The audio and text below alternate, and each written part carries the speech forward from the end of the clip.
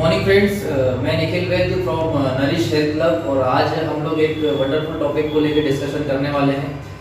जैसा कि आप सभी लोग जानते हैं, रिसेंटली अभी हम सभी लोग इंटायर वर्ल्ड जो है एक खतरनाक बीमारी से जूझ रहा था और काफ़ी हद तक धीरे धीरे करके क्योर होने की कोशिश कर रहा है, जिसका नाम है कोरोना वायरस।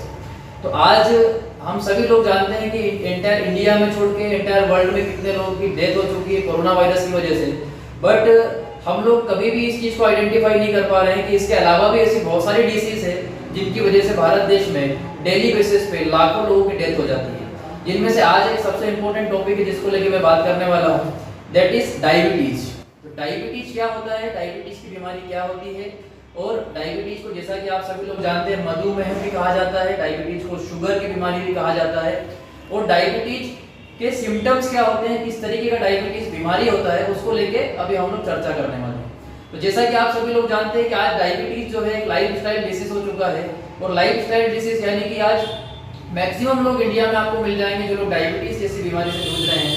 और डायबिटीज जो बीमारी होता है ये होता है अनप्रॉपर रूटीन की वजह से। और आज की जो डेली की जो लाइफ हो चुकी है, रोजमर्रा की जो लाइफ हो चुकी है, उसमें जिस तरीके से लोग पैसे के लिए भाग रहे हैं, भागदौड़ कर रहे हैं, उसमें डेली बेसिस पे वो जो खाते हैं, जो पीते हैं, उनका कोई भी प्रॉपर एक रूटीन ना होने की वजह से उनको डायबिटीज का शिकार होना पड़ रहा है। तो क्या होता है डायबिटीज, किस तरीके का होता है डायबिटीज? तो जैसा कि आप सभी लोग जानते हैं कि हमारा जो बॉडी है वो छोटी छोटी सेल्स से मिलकर बना होता है। सेल्स यानी कि कोशिकाएं, छोटी छोटी सेल्स मिलकर के जब इकट्ठा होती है तो वो निर्माण करती है टिश्यू का। और टिश्यू बनने के बाद में, इसके बाद में काम होता है ऑर्गन का। तो सबसे पहले ये जो श्रृंखला होती है, सबसे पहले सेल्स होते हैं, देन उसके बाद में टिश्यू होता है, टिश्यू के बाद ऑर्गन होता है, और उसके बाद में हमारी बॉडी के सारे फंक्शन, सारे फीचर्स होते हैं। तो सबसे पहले आप लोग ये जानना जरूरी है कि कोई भी बीमारी जब शुरुआत होता है तो वो होता है सेल से। अगर सेल से बीमारी शुरुआत होता है तो बीमारी का जो जड़ है वो सेल होता है। तो सबसे पहले मैं आप लोगों को बताने के लिए कोशिश करूंगा कि हमारा जो ये सेल होता है ये भी एक तरीके से गाड़ी की तरह ही होता है। जैसा कि हम लोग गाड़ी चलाते हैं, हम लोग व्हीकल चलाते हैं, तो व्हीकल को चलाने के लिए उसके अंदर में ईंधन की जरूरत पड़ती है, यानी कि पेट्रोल, यानी कि डीजल एक तरीके का ईंधन होता है। उस तरीके से हमारे शरीर को भी चलाने के लिए, सेल को चलाने के लिए जो ईंधन होता है वो होता है ग्लूकोज। और ग्लूकोज क्या करता है, ग्लूकोज सेल को एनर्जी प्रदान करता है। जैसा कि आप सभी लोग जानते हैं कि हम डेली बेसिस पे जो भी खाना खाते हैं, तो खाना जो होता है हमारी पाचन क्रिया में जाने के बाद में उसको ग्लूकोज में कन्वर्ट कर देता है। और जैसे ही वो ग्लूकोज में कन्वर्ट होता है उसके बाद में वो ग्लूकोज को सेल्स तक पहुंचा के सेल्स को रोजमर्रा की लाइफ में एनर्जी प्रदान करता है। तो सेल्स जो होती है उसको ग्लूकोज समझ में आता है, सेल्स को कभी भी रोटी, दाल, चावल ये सब समझ में नहीं आता।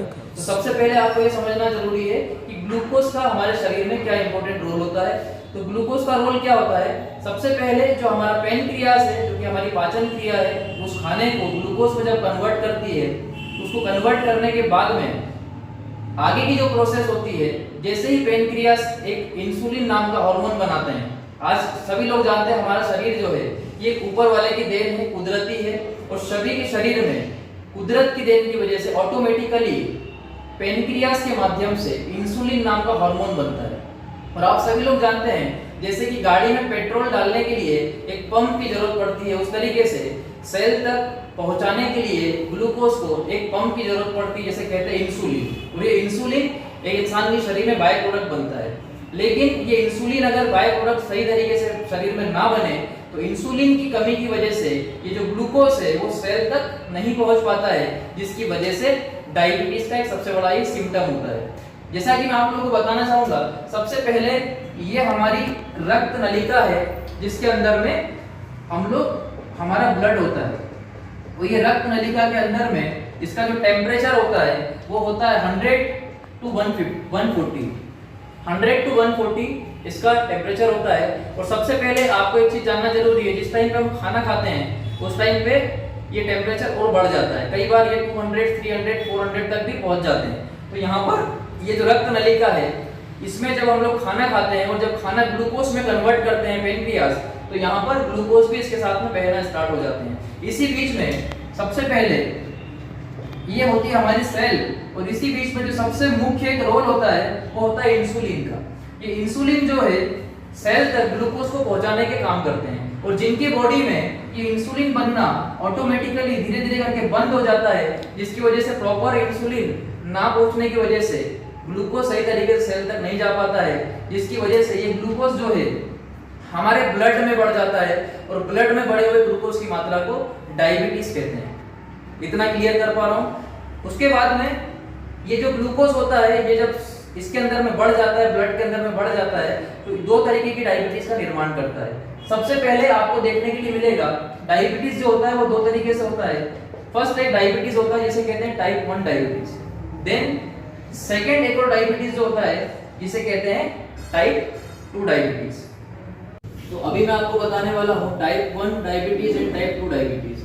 तो दोस्तों सबसे पहले मैं आपको बताना चाहूंगा कि मैक्सिमम टू मैक्सिमम आपको जो डायबिटीज देखने के लिए मिलेगा वो मिलेगा टाइप 2 डायबिटीज। टाइप 1 डायबिटीज बहुत ही कम संख्या में देखने के लिए मिलता है और कहा जा रहा है कि ओनली 10% लोग हैं जिन लोगों को टाइप 1 डायबिटीज के जो लोग शिकार होते हैं।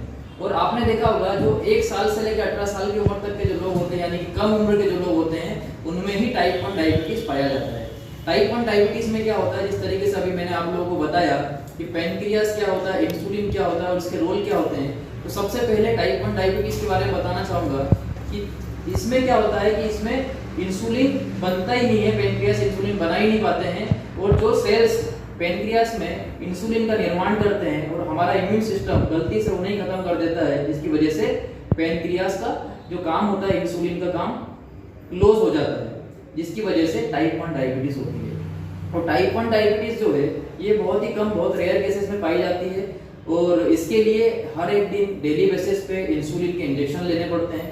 इसके बाद में टाइप 2 डायबिटीज जो होती है इसमें इंसुलिन बनता तो है बट बहुत ही कम मात्रा में बनता है और सही मात्रा में ना बनने की वजह से ये पर्याप्त इंसुलिन सेल तक नहीं पहुंच पाते हैं, जिसकी वजह से वो ग्लूकोज को सही तरीके से सेल तक नहीं पहुंचा पाते हैं।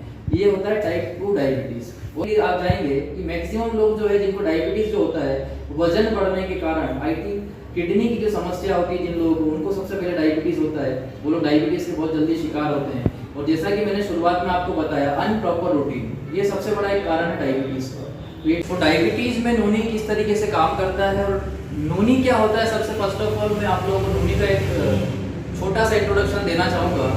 जैसा कि आप सभी लोग जानते होंगे कि नूनी जो है आज हमारे भारत देश में ऐसे बहुत ही कम लोग हैं जिन्होंने नूनी के बारे में सुना है या फिर नूनी के बारे में जानते हैं।